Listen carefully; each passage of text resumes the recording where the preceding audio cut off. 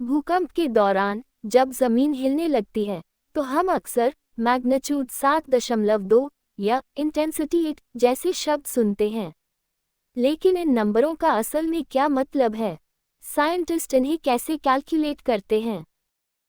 और एक ही भूकंप एक शहर को हल्के से हिलाता है जबकि दूसरे को पूरी तरह से तबाह कर देता है। चलिए इसे सबसे आसान तरीके से समझते हैं। अर्थ डायरी में आपका स्वागत है। आज हम ये पता लगा रहे हैं कि साइंटिस्ट भूकंप की असली ताकत, असली स्केल कैसे तय करते हैं।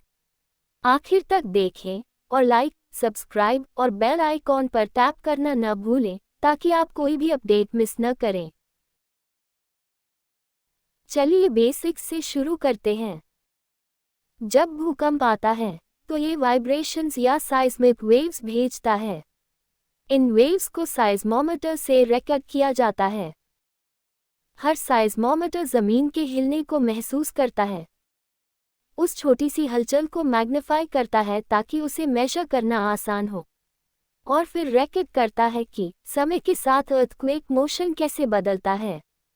ये इंस्ट्रूमेंट्स बहुत सेंसिटिव होते हैं और लगभग 0.1 से 100 सेकंड्स तक चलने वाली भूकंप की वेव्स का पता लगा सकते हैं, यहाँ तक कि हजारों किलोमीटर दूर से आने वाले भूकंपों का भी। इस रिकॉर्ड किए गए डेटा से साइंटिस्ट 3 जरूरी बातें पता लगा सकते हैं: भूकंप कब आया, कहाँ आया, और सबसे जरूरी हिस्सा, उसका साइज या असली पावर, जो हमें बताता है कि यह कितना खतरनाक हो सकता है। भूकंप एक दूसरे से बहुत अलग हो सकते हैं। कुछ जमीन को जोर से हिलाते हैं जबकि दूसरे इतने हल्के होते हैं कि हमें उनका पता भी नहीं चलता। भूकंप की पूरी तस्वीर समझने के लिए साइंटिस्ट्स ने भूकंप का साइज मापने के 2 तरीके बनाए, जो टोटल एनर्जी रिलीज्ड और अर्थक्वेक से होने वाले नुकसान के बारे में बताते हैं। पहला माप है इंटेंसिटी, जो दिखाता है कि भूकंप से जमीन कितनी हिलती है और इससे कितना नुकसान होता है। साइस्मोग्राफ के आविष्कार से असल में जमीन की हलचल को मापना मुमकिन हो गया। साइस्मिक रिकॉर्ड्स से कैलकुलेट किए गए माप को मैग्नीट्यूड कहा जाता है और यह भूकंप की असली ताकत को दिखाता है। इंटेंसिटी और मैग्नीट्यूड दोनों ही भूकंप की ताकत के बारे में जरूरी लेकिन अलग-अलग जानकारी देते हैं। इसीलिए भूकंप कितना स्ट्रॉन्ग है, ये बताने के लिए साइंटिस्ट दोनों का इस्तेमाल करते हैं। मॉडर्न साइज्मोमीटर के आविष्कार से पहले भूकंप को मापने का एकमात्र तरीका इंटेंसिटी था। साइंटिस्ट इसका अंदाजा इस आधार पर लगाते थे कि जमीन कितनी जोर से हिली और कितना नुकसान हुआ, जो ज्यादातर एक सब्जेक्टिव जजमेंट होता था। 1902 में जसेपी मकल्ली ने इंटेंसिटी मापने का एक नया तरीका बनाया, मकल्ली इंटेंसिटी स्केल। यह एक आसान 10 लेवल का स्केल था जो भूकंप से महसूस होने वाले असर और हुए नुकसान पर फोकस करता था। बाद में इसे मॉडिफाइड मकल्ली इंटेंसिटी या एमएमआई स्केल में बदल दिया गया।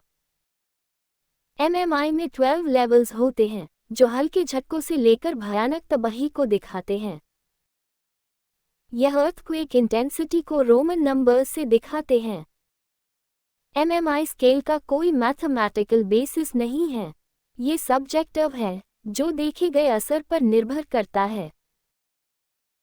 छोटे नंबर्स बताते हैं कि लोगों को भूकंप कैसा महसूस होता है, जबकि बड़े नंबर्स स्ट्रक्चरल डैमेज पर आधारित होते हैं और आमतौर पर इंजीनियर्स लेवल 8 और उससे ऊपर की जानकारी देते हैं।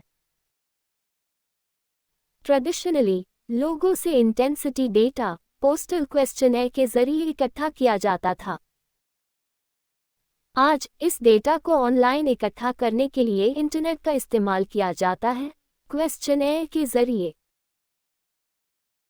एमएमआई स्केल का इस्तेमाल मुख्य रूप से यूनाइटेड स्टेट्स और न्यूजीलैंड में होता है, लेकिन दूसरे देशों ने लोकल बिल्डिंग स्टाइल्स और जियोलॉजी के हिसाब से इसके अडैप्टेड वर्जन्स बनाए हैं। ऐसा इसलिए है क्योंकि भूकंप की इंटेंसिटी कई बातों पर निर्भर करती है, जैसे भूकंप के एपिसेंटर से दूरी, भूकंप की गहराई, बिल्डिंग का डिजाइन, मटेरियल और जमीन का टाइप। एक ही भूकंप कई अलग अलग इंटेंसिटी पैदा कर सकता है। उदाहरण के लिए, झटके आमतौर पर भूकंप के सेंटर के पास सबसे ज्यादा होते हैं और दूरी के साथ कम होते जाते हैं। जमीन का टाइप भी मायने रखता है। नरम मिट्टी सख्त चट्टानों के मुकाबले ज्यादा हिलती है। इन भिन्नताओं और इसके सब्जेक्टिव नेचर की वजह से पूरी दुनिया पर एक ही इंटेंसिटी स्केल लागू नहीं किया जा सकता। अगर आपको अब तक वीडियो पसंद आ रहा है तो लाइक एंड सब्सक्राइब करें और अंत तक देखते रहें। भूकंप को मापने का दूसरा तरीका है उसका मैग्नीट्यूड। यह एक सिंगल नंबर है जो भूकंप से निकली असली एनर्जी को बताता है। ये वैल्यू साइस्मोग्राफ रिकॉर्डिंग से आती है, ऑब्जर्वेशन से नहीं। और क्योंकि इसे इंस्ट्रूमेंट डेटा का इस्तेमाल करके कैलकुलेट किया जाता है, इसलिए मैग्नीट्यूड हर जगह एक जैसा रहता है। मैग्नीट्यूड को होल नंबर और डेसिमल में लिखा जाता है। उदाहरण के लिए 5.3 मैग्नीट्यूड मॉडरेट अर्थक्वेक है, जबकि 6.3 स्ट्रॉन्ग अर्थक्वेक दिखाता है।